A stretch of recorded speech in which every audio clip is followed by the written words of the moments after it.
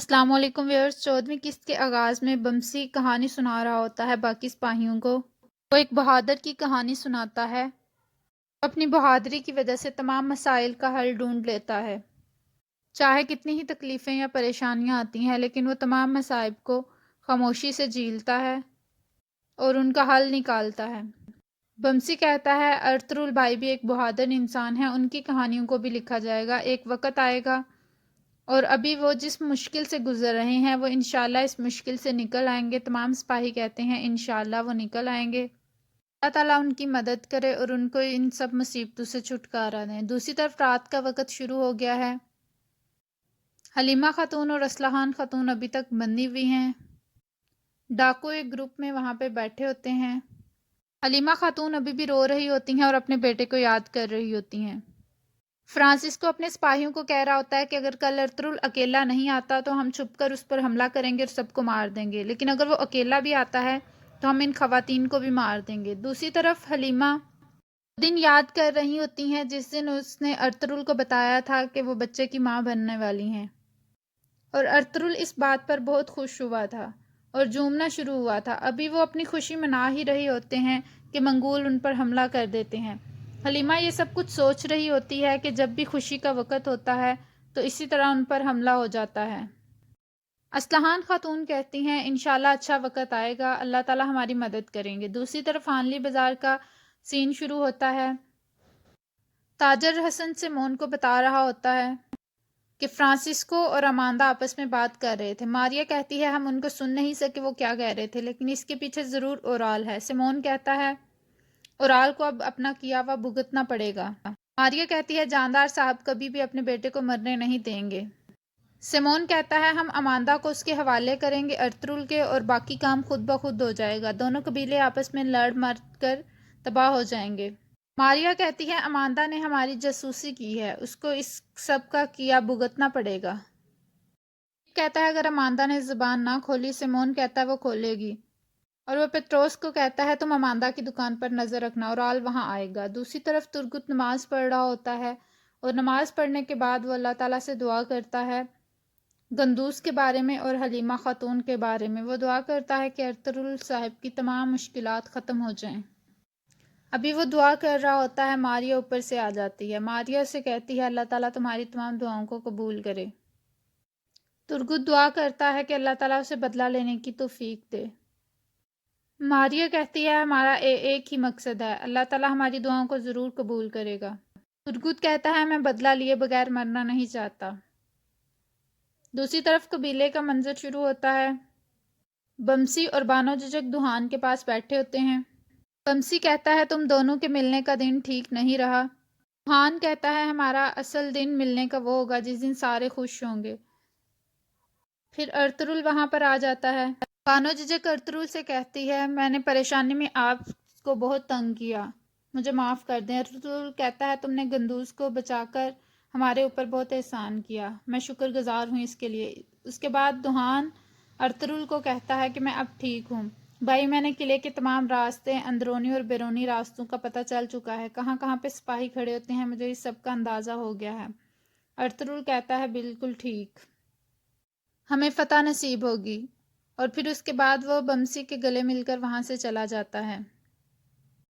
اس کے بعد بازار کا منظر شروع ہوتا ہے۔ اماندا اپنی دکان پر موجود ہوتی ہے اور اورال رات کے اندھیرے میں اس سے ملنے آتا ہے۔ اورال اماندا سے پوچھتا ہے کہ کیا فرانسسکو یہاں پر آیا تھا؟ وہ بتاتی ہے ہاں آیا تھا، وہ بالکل ہمارے پلان کے مطابق چل رہا ہے، وہ ارطغرل کو مار دے گا کیونکہ ارطغرل کے پاس سونا نہیں ہے۔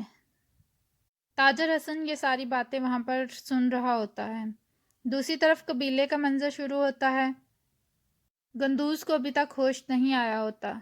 ارطغرل نماز پڑھتا ہے اور اپنے بیٹے کے لیے دعا کرتا ہے۔ وہ دعا کرتا ہے کہ جن لوگوں نے ایسا کیا ان کو جہنم واصل کرنے کی توفیق دے، اور مجھے اولاد کے غم سے دور رکھنا، اور کل کے لیے میری مدد فرمانا، مجھے فتح نصیب ہو، ظالموں سے مظلوموں کو بچانے میں میری مدد فرما۔ اے اللہ تو مصیبتوں کے ساتھ ہمیں آرام بھی مہیا کرتا ہے، اور میری تمام دعاؤں کو قبول فرما، مجھے فتح نصیب کر، اور پھر وہ اٹھتا ہے، جائے نماز طے کرتا ہے اور اس کو اپنی جگہ پر رکھتا ہے۔ پھر وہ حلیمہ کی چادر اٹھاتا ہے، اس کو چومتا ہے اور گندوز کی طرف دیکھتا ہے اور رونا شروع کر دیتا ہے۔ ارطغرل حلیمہ کی چادر پکڑ کے بیٹھا ہوتا ہے، وہ گندوز کے سرہانے بیٹھتا ہے اور اس کو بیٹھے بیٹھے نیند آ جاتی ہے، اور اس کے خواب میں ابن العربی آتے ہیں۔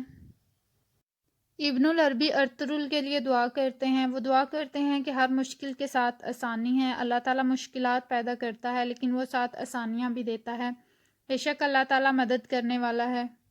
بس جب آپ فارغ ہوں تو ریاضت کیجیے، اللہ تعالیٰ کے احکام کی طرف دل لگائیے، اللہ تعالیٰ تمہاری مدد کریں۔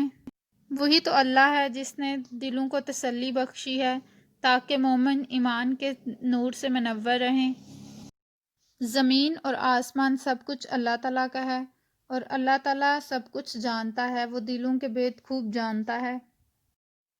اللہ تعالیٰ ان لوگوں کو جاننے میں تمہاری مدد کرے گا۔ ارطغرل کو نیند کا غلبہ ختم ہوتا ہے اور اس کے دل کو تسلی ملتی ہے۔ اگلی صبح کا منظر شروع ہوتا ہے۔ ارطغرل اٹھتا ہے اور گندوز کے سر پر ہاتھ پھیر رہا ہوتا ہے۔ حائمہ خاتون وہاں پر آ جاتی ہیں۔ حائمہ خاتون اس کے پاس بیٹھ جاتی ہیں اور کہتی ہیں اللہ تعالیٰ تمہیں صحت عطا کرے بیٹا، اللہ کرے تم اپنی ماں کے آنے تک بالکل صحت یاب ہو جاؤ۔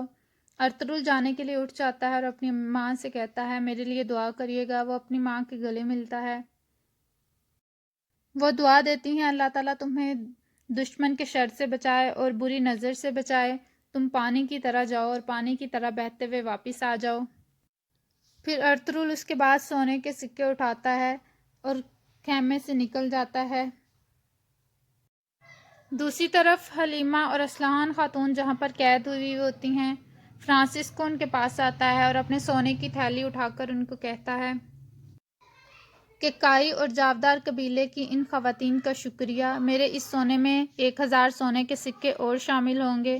اصلحان خاتون کہتی ہیں تم کیا سمجھتے ہو یہ سونے کے سکے تمہارے کام آئیں گے؟ میں نے بہت سے ایسے لوگ دیکھے ہیں جو دولت کے لیے سب کچھ کرتے ہیں لیکن آخر میں ان کے ہاتھ کچھ بھی نہیں آتا۔ حلیمہ خاتون کہتی ہیں تم ان سونے کے سکوں کو اپنے حلق کے اندر اتارتے ہوئے مرو گے انشاءاللہ۔ فرانسسکو اپنے سپاہیوں کو کہتا ہے کہ فرانسسکو ارطغرل کے لائے ہوئے سونے کے مطابق اب آگے بادشاہوں کی طرح زندگی گزارے گا۔ حلیمہ خاتون کہتی ہیں تم کیا سمجھتے ہو ارطغرل تمہیں زندہ چھوڑ دے گا؟ دوسری طرف ارطغرل آ رہا ہوتا ہے اور پھر ہانلی بازار کا سین شروع ہوتا ہے۔ کتلوجہ اور آلیار آپس میں بات چیت کر رہے ہوتے ہیں۔ اماندا وہاں پر دیکھتی ہے، ان کی باتیں سننے کی کوشش کرتی ہے۔ کتلوجہ کہتا ہے میں نے سارے لوگوں سے پوچھ گچھ کر لی ہے لیکن کسی کو نہیں پتا۔ اماندا وہاں آ جاتی ہے اور آلیار کو بتاتی ہے کہ مجھے کچھ بتانا ہے آپ کو۔ یہ اورال اس کو یہ سب کچھ کرنے پر اکساتا ہے۔ اماندا آلیار کو بتاتی ہے کہ ایک سپاہی ہے، صلیبی سپاہی ہے فرانسسکو، اس نے ایک دن میرے سے حائمہ خاتون اور اصلحان خاتون کے بارے میں پوچھا تھا۔ آلیار وہاں سے جا رہا ہوتا ہے، اورال آتا ہے اور کہتا ہے تم کہاں جا رہے ہو؟ وہ اسے ساری صورتحال بتاتا ہے۔ اورال کہتا ہے میں بھی تمہاری مدد کے لیے جاؤں گا، اور وہ دونوں ارطغرل کی مدد کے لیے وہاں جانا شروع کر دیتے ہیں۔ دوسری طرف ارطغرل جا رہا ہوتا ہے اور اس کے ذہن میں ابن العربی چل رہے ہوتے ہیں، اس کے لیے دعا کرتے ہیں کہ اسے فتح حاصل ہو۔ وہ اس جگہ پہنچ جاتا ہے جہاں پہ ڈاکو نے ان کو آنے کا کہا ہوتا ہے۔ وہ آدمی کہتا ہے تم سونا لے کر آئے ہو، ارطغرل دکھاتا ہے اس کو سونا اور وہ اس کو لے کر ایک جگہ چلتا جاتا ہے۔ دوسری طرف غار میں اورال اور آلیار بھی آ رہے ہوتے ہیں۔ ارطغرل کو وہ ایک جگہ لا کر کھڑا کر دیتا ہے اور بتاتا ہے کہ وہ لوگ آتے ہی ہوں گے۔ دوسری طرف وہ فرانسسکو کو بتاتا ہے کہ وہ لوگ پہنچ چکے ہیں۔ فرانسسکو اٹھ کر حلیمہ خاتون اور اصلحان خاتون کو کھولنا شروع کر دیتا ہے۔ وہ حلیمہ خاتون اور اصلحان خاتون کو اس جگہ پر لے آتا ہے۔ دوسری طرف اورال اور آلیار بھی وہاں آ چکے ہوتے ہیں، وہ ایک جگہ چھپ کر بیٹھ جاتے ہیں۔ ارطغرل وہاں پر آتا ہے، فرانسسکو سے کہتا ہے سونا دو۔ ارطغرل کہتا ہے پہلے خواتین میرے حوالے کرو۔ فرانسسکو کہتا ہے میں آپ کو اکٹھا ہی رکھوں گا، چاہے اس دنیا میں نہیں تو اگلی دنیا میں۔ اور پھر وہ اپنے سپاہیوں کو کہتا ہے کہ اس پر حملہ کر دو۔ ارطغرل بھی تلوار کھول دیتا ہے اور وہ لڑائی کرنا شروع ہو جاتے ہیں۔ فرانسسکو وہاں پر کھڑا ہنس رہا ہوتا ہے۔ اس کے کچھ سپاہی آ کر ارطغرل کو مارنا شروع کر دیتے ہیں۔ دوسری طرف آلیار اور اورال بھی تیر چلانا شروع کر دیتے ہیں۔ اسلحان اور حلیمہ خاتون بھی سپاہیوں سے لڑنا شروع ہو جاتی ہیں۔ فرانسسکو وہاں پر حیران کھڑا ہوتا ہے اور وہ دیکھنا شروع کر دیتا ہے کہ یہ سب کچھ کہاں سے آ رہا ہے۔ دوسری طرف اورال سامنے آ جاتا ہے اور آلیار بھی سامنے آ جاتا ہے۔ اورال آ کر فرانسسکو کو مار دیتا ہے۔ آلیار بھی گھوڑے پر سوار ہو کر آ جاتا ہے۔ حلیمہ خاتون انتہائی غصے میں ہوتی ہیں اور وہ سونے کے سکے پڑے ہوتے ہیں، وہ اٹھا کر اس کی لاش پر اس کے منہ کے اندر گھساتی ہیں اور کہتی ہیں، میں نے تمہیں کہا تھا کہ تم سونا اپنے اندر نگلتے ہوئے مرو گے، اب یہ تمہیں سارا سونا اپنے اندر نگلنا ہوگا۔ وہ روتی جا رہی ہوتی ہیں اور اپنے بیٹے کی وجہ سے وہ اس کے منہ کے اندر سونا نگلتی جا رہی ہوتی ہیں۔ ارطغرل حلیمہ خاتون کو پکڑتا ہے اور اسے تسلی دیتا ہے، اسے گلے لگاتا ہے اور اسے بتاتا ہے کہ گندوز ٹھیک ہے۔ اسلحان خاتون بھی اپنے بھائیوں کے پاس چلی جاتی ہیں۔ حلیمہ خاتون اس سے کہتی ہیں ارطغرل کو، مجھے جلدی سے لے کے چلو، مجھے گندوز سے ملنا ہے۔ ارطغرل آلیار اور اورال کا شکریہ ادا کرتا ہے اور یوں وہ خواتین کو بچا لیتے ہیں۔ یہاں پر اس قسط کا اختتام ہوتا ہے۔ ویڈیو پسند آئے تو لائک کریے گا، کمنٹ کر کے بتائیے گا کیسی لگی ایپیسوڈ۔